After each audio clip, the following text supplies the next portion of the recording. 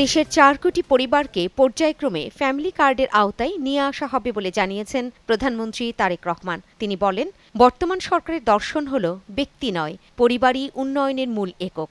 জাতীয় সংসদে প্রধানমন্ত্রী একথা বলেন। জুলাই গণ অভ্যুত্থানে অংশগ্রহণকারীদের আইনি সুরক্ষা দিতে দায়মুক্তি অধ্যাদেশ বিল পাশ করেছে জাতীয় সংসদ। বিলটি উত্থাপন করেন স্বরাষ্ট্রমন্ত্রী সালাউদ্দিন আহমদ। পরে তা সর্বসম্মত কণ্ঠভোটে পাশ হয়। সংসদে পাশ হওয়া জুলাই গণ অভ্যুত্থান অধ্যাদেশ ২০২৬ বিলের মাধ্যমে অভ্যুত্থানে অংশগ্রহণকারীদের বিরুদ্ধে করা সব ধরনের দেওয়ানি ও ফৌজদারি মামলা এবং আইনি কার্যধারা প্রত্যাহারের পথ প্রশস্ত হল। সবাই মিলে এটা আন্দোলন করেছিলেন।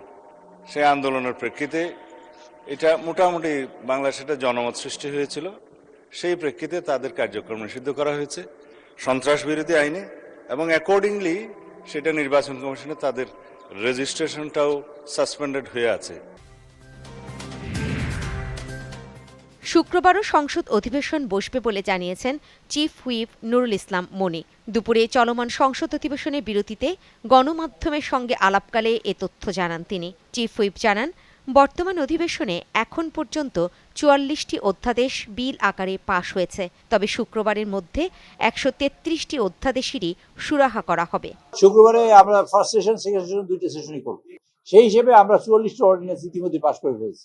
৪৪টা 44, আর বাকি যা আছে আজকে, কালকে এবং পরশু দিনের মধ্যে ইনশাআল্লাহ আমরা বিশ্বাস করি ১৩৩টারই আমরা একটা ফয়সালা করতে পারব।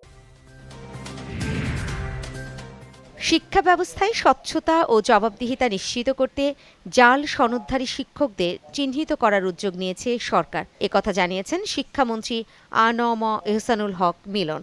একই সঙ্গে বেসরকারি শিক্ষা প্রতিষ্ঠানে নিয়োগ প্রক্রিয়া এনটিআরসি এর মাধ্যমে সম্পন্ন এবং আর্থিক স্বচ্ছতা সংক্রান্ত নীতিমালা প্রণয়ন করা হয়েছে। জাতীয় সংসদে প্রশ্নোত্তর পর্বে তিনি এ তথ্য জানান। পরিবেশ সংকট মোকাবেলায় তরুণ প্রজন্মকে যুক্ত করার আহ্বান জানিয়েছেন তথ্য ও সম্প্রচার মন্ত্রী জহিরুদ্দিন স্বপন। সকালে রাজধানীর সিডাব মিলনায়তনে এক অনুষ্ঠানে তথ্যমন্ত্রী বলেন, পরিবেশ সমস্যা এমন একটি বৈশ্বিক চ্যালেঞ্জ যা মানুষ সমস্যায় আক্রান্ত হওয়ার আগে পুরোপুরি উপলব্ধি করতে পারে না। সুপ্রিম কোর্টের জন্য স্বাধীন ও পৃথক সচিবালয় প্রতিষ্ঠার নির্দেশ দিয়ে হাইকোর্টের রায়ের বিরুদ্ধে আপিল করা হবে বলে জানিয়েছেন attorney general barrister Mohammad Ruhul Quddus Kajal. নিজ কার্যালয়ে সংবাদ সম্মেলনে অ্যাটর্নি জেনারেল এসব কথা বলেন।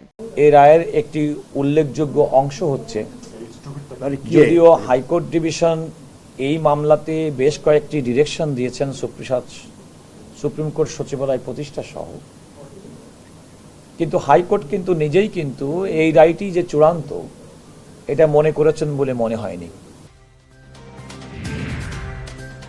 রাজশাহী মেডিকেল কলেজ হাসপাতাল রামেকে ২৪ ঘণ্টায় হাম সন্দেহে ৩ শিশুর মৃত্যু হয়েছে।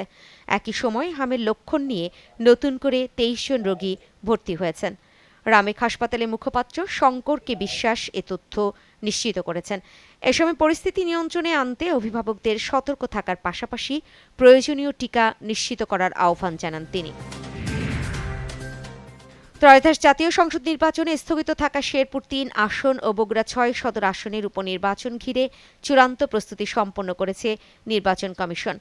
আগামীকাল অনুষ্ঠিত হতে যাওয়া ভোটকে সামনে রেখে ইতোমধ্যেই সব ধরনের প্রশাসনিক ও নিরাপত্তা ব্যবস্থা নিশ্চিত করা হয়েছে। সকাল থেকেই বগুড়া সেন্ট্রাল স্কুল মাঠ থেকে বিভিন্ন ভোট কেন্দ্রে ধাপে ধাপে পাঠানো হচ্ছে ব্যালট পেপার, ব্যালট বাক্স, অমোচনীয় কালি এবং অন্যান্য প্রয়োজনীয় সামগ্রী। যুক্তরাষ্ট্রের নিউ ইয়র্ক অঙ্গরাজ্যের ক্লাভেরাক এলাকায় সড়ক দুর্ঘটনায় ৩ বাংলাদেশি সহ ৪ জন নিহত হয়েছেন। এ ঘটনায় গুরুতর আহত হয়েছেন আরও ৩ জন, যাদের মধ্যে একটি শিশুর অবস্থা আশঙ্কাজনক বলে জানিয়েছে স্থানীয় কর্তৃপক্ষ। মঙ্গলবার ভ্যান ওয়াইক লেন সংলগ্ন এলাকায় দুটি গাড়ির সংঘর্ষে এই দুর্ঘটনা ঘটে।